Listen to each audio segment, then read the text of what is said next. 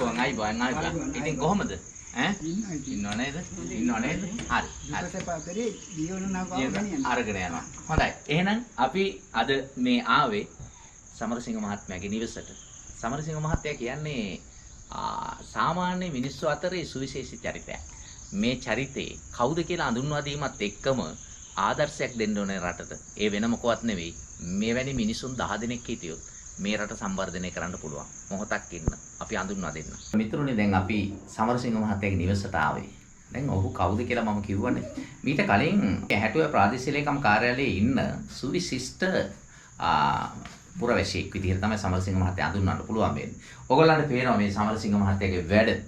මේ ටික තමයි එතුමා මේ වෙනකොට නිර්මාණය කරගෙන ව්‍යාපාරිකයෙක් විදිහට ගොඩනගෙන්න උත්සාහ කරන තැන් ඔබට දකින්න හම්බ වෙනවා. කොයිතරම් නිර්මාණශීලී දේවල්ද එතුමාගේ තියෙන්නේ කියන එක ඔබට දකින්නට පුළුවන්කම තිබෙනවා. සමරසිංහ මහත්මයා 60 ප්‍රාදේශීය ලේකම් කොට්ටාසේ මහවැලි තැන්න කියන මහවැලි එච් කලාපයේ ගමක ජීවත් වන අතිශයින්ම දක්ෂ විශේෂ හැකියාවන් තියෙන පුද්ගලයෙක්. කොටින්ම කිව්වොත් සමරසිංහ මහත්තයා කියන්නේ වැන්ටි. අපි කතා කරමු සමරසිංහ මහත්තයා එතුමාගේ නිර්මාණ සහ එතුමා කොහොමද මේ වගේ කරන්නේ කොහොමද අපිට රටට ආදර්ශයක් දෙන්න පුළුවන් වෙන්නේ කියලා සමරසිංහ මහත්තයත් එක්ක අපි කතා කරමු. හොඳයි අපි ගාවේ ඉන්නවා. හරි අපි එහෙනම් සමරසිංහ මහත්මයාත් එක්ක කතා කරමු. සමරසිංහ මහත්තයා තමයි මේ පිළිබඳව සියල්ල දන්නේ. එතුමා තමයි මේ ව්‍යාපාරයේ තියෙන හරබර සියල්ලම දන්නේ. එහෙනම් එතුමත් එක්ක අපි කතා කරමු. ආයිබෝන් සමරසිංහ මහත්මයා. ආයිබෝන්. නෝක දැන් මේ ව්‍යාපාරයේ දැන් මෙච්චර කොච්චර කල්ද මේ වෙනකොට මේ ව්‍යාපාරයේ ඔබ නියැලලා ඉන්නේ? දැන් අවුරුදු 7ක් වමන තමයි වෙන්නේ. ඔව් අවුරුදු 7ක් වගේ කාලයක් මේකේ නියැලෙනවා ඔබ නේද? ඔව්. මේමයි මේකට මම මේ පිළිබඳව නෙවෙයිනේ මම ආවේ ගොවිතැන් කරන්නනේ. ඔව් ඔබ එතකොට පදිංචි මේ කියන්නේ මේ මහවැලි එච් කලාපේ කෙනෙක් නෙවෙයිද ඔබ? නෑ මම නුවර ෆිල්ම් කලාවේ. හා. දැන් මහවැලි ඉඳන් ලැබෙ කොසෙන් මෙහාට ඇවිල්ලා. ඔව්. දැන් හම්බුණා. ඉවස්සද්දලා තේරුම් කරන ගොවිතැන් කටයුතු තමයි කළේ. ඒ ඉන්නකොට මට 2010 දී 1977 ඉඳලා කුඹුරු වැඩ කරා. 2010 දී මම වකුගඩු රෝගියෙන් පෙළෙන්න පටන් ගත්තා. ඒ කියන්නේ ඔබ වකුගඩු රෝගියෙකු වෙලත් වකුගඩු රෝගී තත්ත්වය ඇත්තට මහවැලි එච් කලාපේ බහුලව තියෙනවා. වකුගඩු රෝගියෙක් වෙලත් ඉතින් ඔබට තිබුණානේ අනිත් රෝගීන් වගේ නිකන් ඉන්න මේ වගේ වැඩක් කරන්නේ නැතුව ඉන්න තිබුණා. ඇත්තට මේ මුලින්ම අපි පටන් ගමු මේ ව්‍යාපාරය ඔබ කොතනින්ද පටන් ගන්නේ? මේකට ප්‍රවේශ වෙන්නේ කොහොමද ඔබ වකුගඩු රෝගියෙක් වෙලා? මම මේ 60 ප්‍රාදේශීය ලේකම් කාර්යාලයේ කලා සංස්කෘතික සමාජිකයෙක්. ඔව්. මම සංගීත සංස්කෘතික වැඩ කරන නිසා. ඔව්. මට ඒකට තමයි ඔබතුමා මුණ ගැහෙන්නේ. ඔව්. ඔබතුමා මේ කතාව දන්නවා. ඒකට ඔබතුමා දවසක් මට කියනවා මාමේ අර ගෑන් ළමයින් ගන්න යන්න කියලා. ඔව්. ඒ වෙලාවේ ඔබතුමා මේ ටික දන්නේ නැහනේ. ඔබතුමා මට කිව්වා අර ගෑන් ළමයින් ගන්න යන්න කියලා. යනකොට මේ ළමයින්ට පුහුණු කරනවා පොල් කටු නිර්මාණ. ඔව්. ඊට පස්සේ එතන හිට මහත්තයා ඇයි කියලා ආවා නිකන් ආවා. නෑ ඔයත් එකක් සුද්ධ කරන්න කියලා කිව්වා. ඔව්.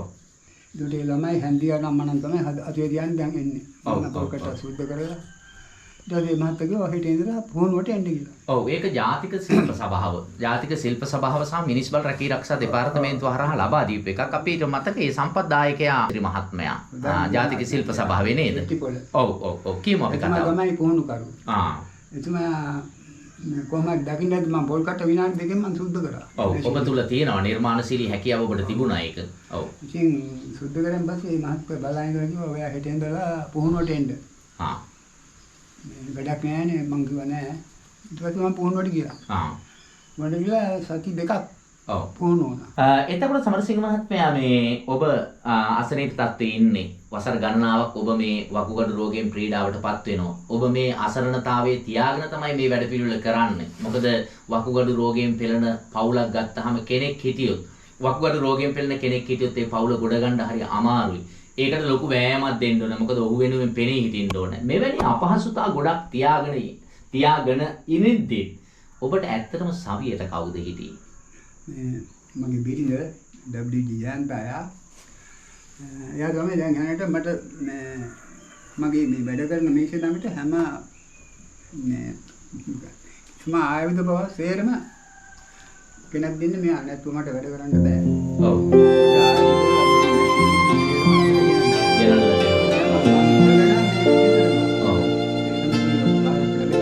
ඔව් දයාබර බිරිඳක් ඉන්නවා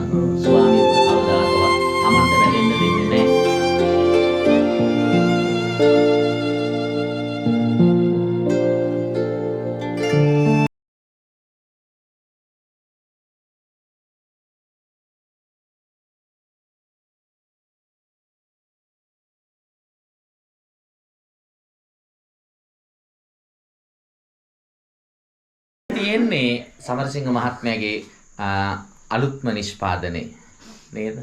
බුදුන් වහන්සේ වැඩ ඉන්න බෝධි වෘක්ෂයක් විදිහට තමයි මේක නිර්මාණය කරලා තියෙන්නේ. මේ ඔවුන් කරන නිෂ්පාදන මේ පොල් කට්ටය ඇත්තටම අර අමුද්‍රව්‍ය අපද්‍රව්‍යයක් විදිහට තිබුණ දේ අමුද්‍රව්‍යයක් විදිහට යොදාගෙන ඔවුන් මේ වෙළඳපොළට මේ නිෂ්පාදනය කරලා ඉදිරිපත් කරන දේ පොල් කටුව වීසි කරනවා. අනවශ්‍ය දෙයක් විදිහට අයින් කරපුවාම මොවුන් මේ පොල් කටුවට හැඩ වැඩ දාලා මේ වෙළඳපොළට නිෂ්පාදනය කරන සමරසිංහ මහත්මයා මේකේ මේ දිස්නේ දෙනවා. මේ දිස්නයක් එනවා. මේක ලස්සනයි. මේව මොනවා හරි පොලිස් එකක් ගන්නවද? කිසිම පොලිස් එකක් ගන්න පොල් කට්ටමයි පොලිස් කරලා තියෙන්නේ. මේ පොල් කට්ටම තමයි තියෙන්නේ. එතකොට අපි වෙළඳපොලේ බොහෝ දේවල් දැකලා තියෙනවා. මේ පොල් කට්ට මේම සාමාන්‍ය විදිහට අරගෙන මේකට පොලිස් කරනවා. පොලිස් කරලා මේක පේන්න තියෙනවා. මේක එහෙම නෑ. මේක මේ පොල් කට්ටෙම පොලිස් එක නේද? ඔව්. දැන් මේක වෙළඳපොලේ හොඳ ඉල්ලුමක් තියෙනවද මේකට? මෙහෙමයි මේ දැනට මේ මට අර ඇවිද ගන්න බැරි නිසා අර කොළඹට කෙනෙක් ඉල්ලලා තියෙනවා. ඉතින් මේ හරි ගසලා තියෙන පියාට දෙන්න තාම ආවේ නැහැ. මට හරි ඇවිද ගන්න අමාරු ප්‍රශ්නේ තියෙනවා. දැන් මම මේක කල්පනා කරේ මම මේ ඔන්ලයින් කරන්න මම දන්නෙත් නැහැ ඒවා. ඔව්. ඉතින් ඒකට කාගේ හරි සහයෝගයක් තියෙනවා නම් මට මම හිතනවා මේ හැම්බියේ හැම මේ කිසිම දෙයක් ගාලා නැහැ මේක මේ තනිකර මේ පොලිස් එකමයි තියෙන්නේ හැම. ඔව්. මේ ස්වභාවික පොලිස් එක තමයි මේ අරගෙන තියෙන්නේ. මේ වෙන මොකුත්ම මේ පොලිස් එකක් රසායනික ද්‍රව්‍යයක් ගාලා නෙමෙයි මේ තියෙන්නේ. මේක සාමාන්‍ය පොල් කට්ටෙම මතු වෙන තෙල තමයි මේ ඔවුන් මතු කරලා අරගන්නේ. මේ හැඳි වර්ග තියෙන්නේ. මේවා වෙළඳ පොලේ හොඳ මිලක් තියෙන දෙයක්. තව තමයි මේකේ සුවිශේෂත්වයක් තියෙනවා නේද සමරසිංහ මහත්මයා? මේ හැන්දි සාමාන්‍ය යකඩ ඇණයක් වගේ එකක් තියෙනවා. නමුත් ඔබ එහෙම කරන්නේ නැහැ. මේක ලීයෙන්මද ගන්නෙ? ලීයනමයි තියෙන්නේ. මොකද මේක දැන් යකඩ ඇල්මිනියම් ආරම කැවුනොත් මේ මාත් දැන් රෝගියෙක් නේ මම ආදීනව මම දන්නවා. ඔව්. ඒක මම ලීයනයක් තමයි යොදන්නේ. කිසිම සෞඛ්‍යයට අහිතකර දෙයක් නෙමෙයි. මේ සෞඛ්‍ය සම්පන්න ලෙස එතුමාගේ හැන්ද නිර්මාණය කරන අපූර්ව ඔබට පේනවා. මේවා හොඳ වෙළඳපොළක් මොවුන්ට හදනවා නම් මේ රට ඇතුලේ විදේශීය වෙළඳපොළට මේ භාණ්ඩ නිෂ්පාදනය කරලා යොමු කරන්න අවශ්‍ය කරන ඉඩහසර අවශ්‍ය කරන මාවත උන්ට එලි කරනවා නම් ඔවුන් මේ නිෂ්පාදන වලින් විශාල ආදායමක් ලබන්න පුළුවන් වෙයි. වකුගඩු රෝගියෙක් විදිහටත් රෝගී තත්ත්වයක් නොසලා මෙවැනි නිෂ්පාදන රටට දායාද කරන මොවුන් වෙනුවෙන් ඇත්තටම රජයක් විදිහට මොවුන් වෙනුවෙන් අවධානය යොමු කරලා මොවුන්ගේ භාණ්ඩ දේශීය වෙළඳපොළට මෙන්ම විදේශීය වෙළඳපොළට යොමු කරගන්න පුළුවන් ක්‍රමවේද මාවත හෙළි කරලා දීම වර්තමානයේ වෙන විට අත්‍යවශ්‍ය කාරණයක් බවට පරිවර්තනය වෙනවා. මේ බලන්න එතකොට සමරසිංහ මහත්මයා මෙන්න මේ නිර්මාණය වෙළඳපොලේ කොච්චර මිලක් වගේ තිබේවිද? මේක මම මේ දෙන මිලට මට පාඩුයි. මොකද මේක දවස් මේ කමාරක් දෙයක් විතර යනවා මේකක් හදන්න. නිෂ්පාදනය කරන්න. ඔව්. ඒකට මට මේ බුදි පිළිමයට රුපියල් 300ක් විතර වැය වෙනවා. ඔව්. ඒකට මේකට වැයෙන්න ගම් ප්‍රමාණයක් අවශ්‍ය වෙනවා. මොකද මේ එකින් එකට අලවන්නයි ක්‍රමයි මේක හදන ක්‍රමයක් තියෙනවා. තියෙනවා. ඔව්. මේකට වැයෙන අපහසු කාර්යයක්. ඔව්. ඉතින් මම මේක රුපියල් 2000කට තමයි දෙන්නේ. ඔව්. 2000කට මේක එතුමාගෙන් තොග විදිහට ඔබට ගන්න පුළුවන්. වෙළඳපොලේ සාමාන්‍ය මේක 4000 4500ක් වගේ වෙළඳපොලේ විකිනනවා. ඔබට පේනවා මිත්‍රවරුනි මේ බලන්න මේ නිර්මාණ රාශියක් මොනතරම් සුන්දර මොනතරම් සොඳුරු විදිහට මේ නිර්මාණ තියෙනවද කියලා ඔබට පේනවා. වෙළඳපොලේ විශාල වටිනාකමක් තියෙන විශාල මුදලක් ගෙවලා ගන්න තියෙන මේ නිර්මාණ. මම හිතනවා වෙළඳපොලේ මේවා හඳුන්වා දෙනවා නම් මේ නිර්මාණ හඳුන්වා දෙනවා නම් ඕනම කෙනෙක් මම හිතන විදිහට මේක බෞද්ධ රටක් විදිහට ගත්තාම මේ නිෂ්පාදන වලට ඔවුන්ගේ අවධානය යොමු වෙනවා. මේ නිෂ්පාදන රටේ අයට ගන්න ඕන ගැණුම් කරුවන්ට හඳුන්වා දීම තමයි අපි කළ යුත්තේ. ඔවුන් මහවැලිතැන්න වගේ ප්‍රදේශයකට වෙලා මේ නිර්මාණ ටික කරගෙන Tamanට ඉන්න සීමිත ගැණුම් කරුවන් ටිකක් කරා මේ නිෂ්පාදන කරමින් ඉන්නවා. විශාල ගැණුම් කරුවන් සම්බන්ධ කරලාම ඔවුන්ගේ ව්‍යාපාර දියුණු කරලා දෙන්නට ඔවුන්ට පුළුවන්කම තිබෙනවා නම් මේ නිෂ්පාදන තව තවත් රට ඇතුලේ අරගෙන යාවි. බොහෝ විට පොල්කටු ආශ්‍රිත නිෂ්පාදනවල විදේශ ඉල්ලුමට සරිලන විදිහට 125ක ප්‍රමාණයක්වත් ලංකාවේ නිෂ්පාදකයන්ට දෙන්න පුළුවන් කමක් නැහැ. නමුත් මේ නිෂ්පාදන ලෝකේ බොහොම ඉල්ලනවා. එතකොට අපට පුළුවන්කම තියෙනවා නම් 125ක ප්‍රමාණය 75ක් දක්වා ප්‍රවර්ධනය කරලා විදේශීය වෙළඳපොළට මේ භාණ්ඩ දී ගන්න අලෙවි කරන්න පුළුවන්කම අපට තියෙනවා නම් හරිම වැදගත් වෙනවා. බලන්න එතකොට මේ නිෂ්පාදන ඔබ දන්නවා මේ ප්ලාස්ටික් වලින් නිෂ්පාදනය කරන ලද මේ මාළ පෙති අද වෙළඳපොලේ බහුලව තියෙනවා. නේද? බෝපෙත්ත මේ විදිහට අරගෙන දෙන්න පුළුවන්. බලන්න එතකොට කොයිතරම් ලස්සනට මොවුන් පොල් කට්ටෙන් මේ නිෂ්පාදන කරනවද කියලා. මේවා වෙළඳපොලේ මොන තරම් මුදලකට අලෙවි කරන්නට පුළුවන්ද? මේ නිෂ්පාදන ගැනුම්කරුවෝ ඉන්නවා නම් අපි ඔවුන්ට කියන්නේ මේ පිළිබඳව අවධානය යොමු කර අපේ මේ ගැනුම්කරුවන්ට අපේ මේ නිෂ්පාදකයන්ට දිරියක් ලබා දෙන්න. ඔවුන්ගෙන් තොග ඔබට ගන්න පුළුවන්කම තියේවි. මෙවැනි අය දිරිගන්වන්න, මෙවැනි නිෂ්පාදන වෙළඳපොළට සපයන්න ගැනුම්කරුවන්ටත් ඔන්න අවස්ථාව අපි තිබෙනවා. සමරසිංහ මහත්මයා පිළිබඳ අපි තොරතුරු ඔබට ලබා දෙන්න මේ වෙනකොට. ඒ බලන්න ඔබට තව ඊට අමතරව අපි ළඟ තියෙනවා මේ බලන්න මේකක් පළඳිනවා කාන්තා පාර්ශවයේ පළඳින මාලයක් මේ පොල් කට්ටෙන් නිමවලා තියෙනවා. මොනතරම් සූක්ෂම විදිහට ඒවා නිෂ්පාදනය කරලා තියෙනවද කියලා ඔබට පේනවා. තමන්ගේ රෝගී තත්ත්වය ගැනවත් නොහිතා ඔවුන් ජීවත් වෙන්න උත්සාහ කරන විදිය, රටට ආදර්ශයක් දෙන්න උත්සාහ කරන විදිය, මේ නිර්මාණ රාශියක් ඔවුන්ට තියෙනවා. සමරසිංහ මහත්මයා මේ වගේ දෙයක් වෙළඳපොලේ මේ මාලය කොපමණ මුදලකට අලෙවි කරන්න පුළුවන්ද? තොග විදිහට දෙන්න පුළුවන්ද කියන එක අපි බලමු. දැන් මේක මම රුපියල් 1500කට තමයි දෙන්නේ. මොකද මේක දවසක් කින් කරන්න පුළුවන් වැඩ නෑ. මොකද මේ සෑහෙන අපහසුයක්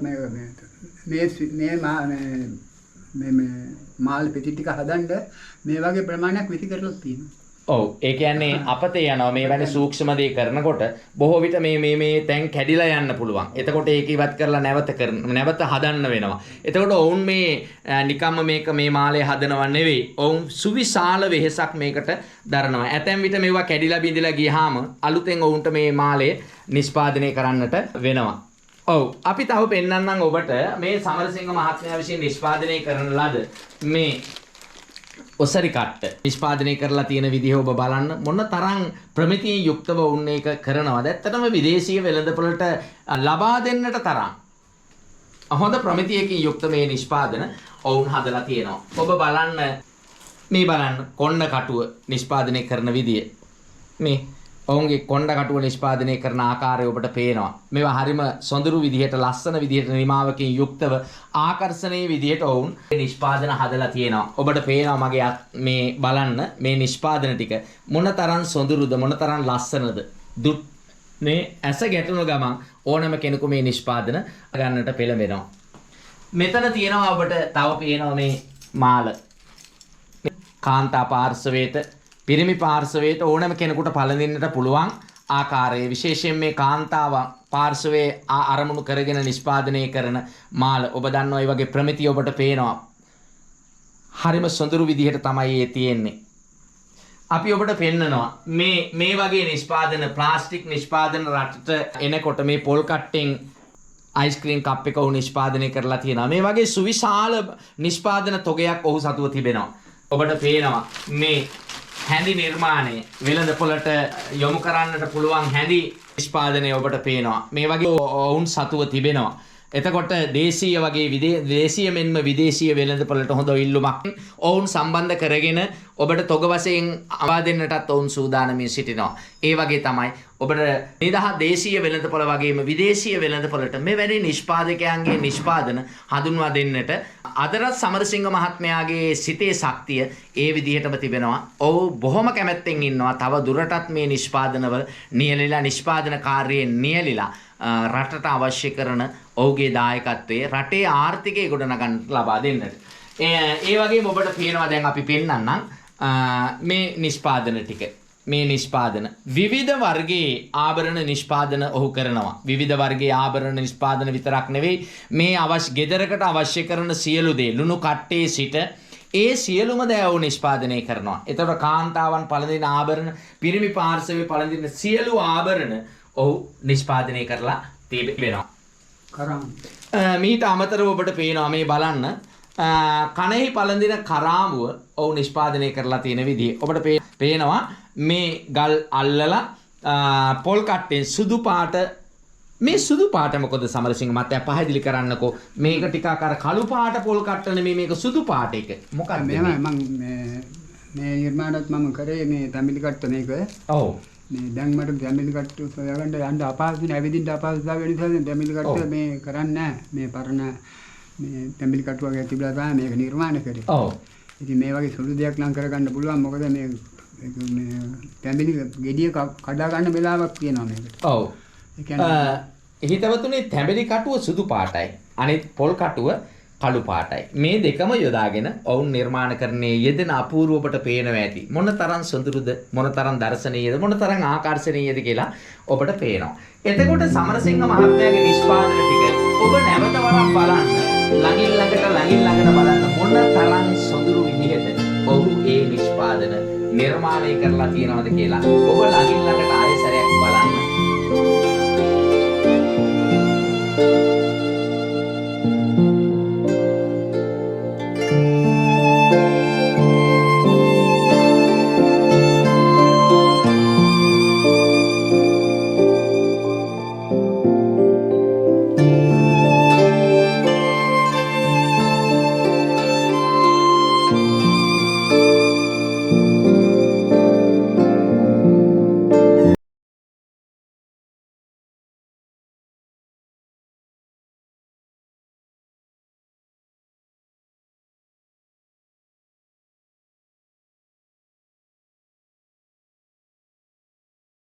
තව එකක් ඔබට පෙන්නනවා. ඔබ දන්නවා මේ තමයි අතෙහි පළඳින මුදුව. මේ වගේ මුදු රාශියක් ඔවුන් සතුව තිබෙනවා. අතෙහි පළඳින මුදුව ඊටාම සියුම්ව ඔවුන් ඒක නිෂ්පාදනය කරලා තියෙන අපූර්ව ඔබට පේනවා. ඒ පොල් කට්ටෙන් සමරසිංහ මහත්තයා කරන නිර්මාණ. පොල් කට්ටුවෙන් විතරක් නෙවෙයි සමරසිංහ මහත්තයා නිර්මාණ කරන්නේ. ඔහු හොඳ සංගීතඥයෙක්. ඔහු හරියටම සර පිටවලා ඔහු බටනලා නිෂ්පාදනයත් කරනවා. ඔහුගේ බටනලා ඉල්ලන ප්‍රමාණයට දී ගන්න බැරි මට්ටමක් තිබෙනවා. දැනට ඔහු නිෂ්පාදනය කරනවා එවැනිම බටනලා රාශියක්. මේ ඔබට පේනවා මේ බටනලාව තිබෙනවා. බටනලා වාදකයෙක් ඔහු. බලන්නකෝ එතුමා විසින්ම නිෂ්පාදනය කරගන්න ලද මේ බටනලාව ඔහු වාදනය කරන හරි අපූර්ව. ඒ නිසා මේ නිකම්ම නෙමෙයි මේ බටනලාවේ මේ සිදුරු තබන්නේ.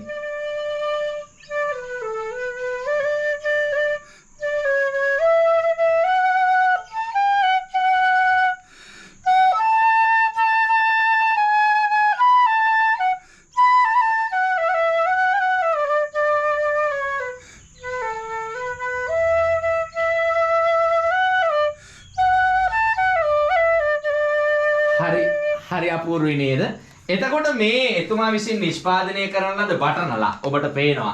බටනලා නිෂ්පාදනයත් එතුමා කරනවා. ඒක නිකමට මේක මේ සාමාන්‍ය කෙනෙකුට කරන්න පුළුවන් වැඩක් නෙවෙයි මේ බටනලා පිළිබඳව. මොකද මේ පිළිබඳ මේ සර පිහිටීම, මේ සිදුරු විදින ආකාරය, මේකේ තියෙන හඬ ඒවා සියල්ලම දැනගෙන තාක්ෂණික අවබෝධයක් තියාන තමයි බටනලාව නිෂ්පාදනය කරන්න පුළුවන් වෙන්නේ. සමරසිංහ මහත්තයා එයටත් හපනේ. මොකද ඔහු සංගීතය පිළිබඳවත් ඕනෑම වාදන භාණ්ඩයක් ඔහුට වාදනය කරන්නට පුළුවන්. ගීත ගයන්නට ඔහුට පුළුවන්. අපි ඉදිරි දවසකදී සමරසිංහ මහත්මයාගේ සංගීත හැකියාව, ඔහුගේ වාදන භාණ්ඩ වාදනය කරන්න පුළුවන් හැකියාව පිළිබඳ වීඩියෝ එකක් ඔබට දකින්නට අවශ්‍ය කරන ඉඩහසර අපි සකසා දෙනවා. මේ සමරසිංහ මහත්මයාගේ නිෂ්පාදන. එහෙනම් මම ඔබෙන් ඉල්ලා සිටින්නේ මෙවැනි නිෂ්පාදකයෝ පිළිබඳව මේ තොරතුරු ඇත්තටම රට ඇතුලේ බෙදා හරින්න. මොවුන් හරිම සවිශක්තිමත් මිනිස්සු. මොවුන්ගෙන් ආදර්ශ ගන්න පුළුවන් රටට. වැඩ කරන්නේ නැති අව හේතු කිය ඉන්න මිනිස්සු ඉන්න රටක මෙවැනි මිනිස්සු තමන්ගේ ජීවිතය පිළිබඳ තමන්ගේ රට ගැන ආර්ථිකය ගැන පුරසාරම් දෙදුවේ නැහැ.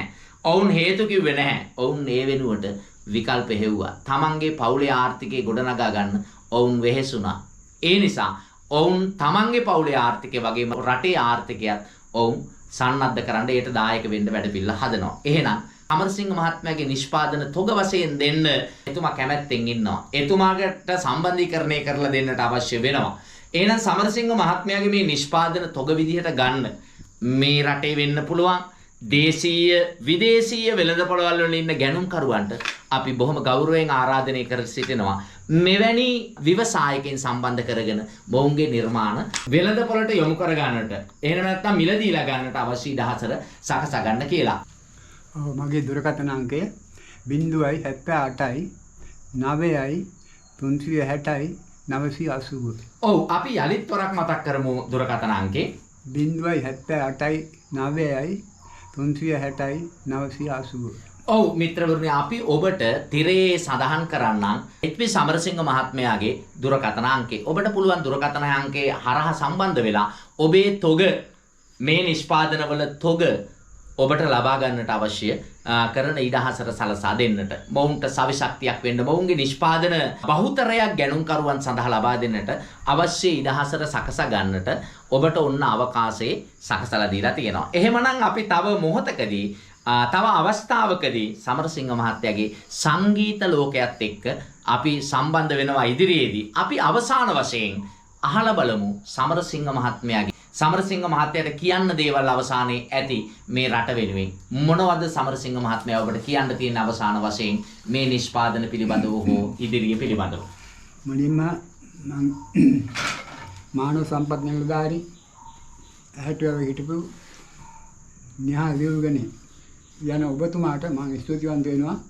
මට මේ නිර්මාණය කරන්න අදහස් ලබා දුන්නේ එතුමා. ඔබතුමා තමයි මට මේ අදහස දුන්නේ. ඊපස්සේ ඔබතුමා මට ගොඩක් උපකාර කළා. මේවා කරගන්න මේ මැෂින් ගන්න මේ ක්‍රම විචාරම් සලසලා දුන්නා. එතකොට මම ඔබතුමාට ස්තුතිවන්ත වෙනවා. ඒක මම මේ මගේ බිරිඳටත් ස්තුතිවන්ත වෙනවා. මම ඇත්තම කියනවා හැමදාම උණුවතුරුණු කරලා තමයි මම නාවන්නේ. ඔව්. මේ හැම දෙයක්ම යාර කරනවා. ඒකට මගේ ස්තුතිය පුද කරනවා. ඒ වගේම අපි දීර්ඝායුෂ ප්‍රාර්ථනා කරමු ඒ කරන කැපකිරීම වෙනුවෙන්. මට ජනතාවට කියන්න තියෙන්නේ අඳුරට බැන ඉන්න නැතුව එක පහනක් හරි දැල්වන්න. එක පහනක් හරි දැල්වන්න කියලා තමයි එතුමා කියන්නේ. බලන්න මේ ප්‍රාර්ථනාවේ ලස්සන. අඳුරට බැන ඉන්න එපා. එක පහනක් හරි දැල්වන්න. එහෙම දැල්වන පහන මේ රට වගේම මේ ලෝකයක් බබළුවාවි. එහෙනම් සුබ උදෑසනක් කියලා ප්‍රාර්ථනා කරමින් මේ වැඩසටහන අවසන් කරමු.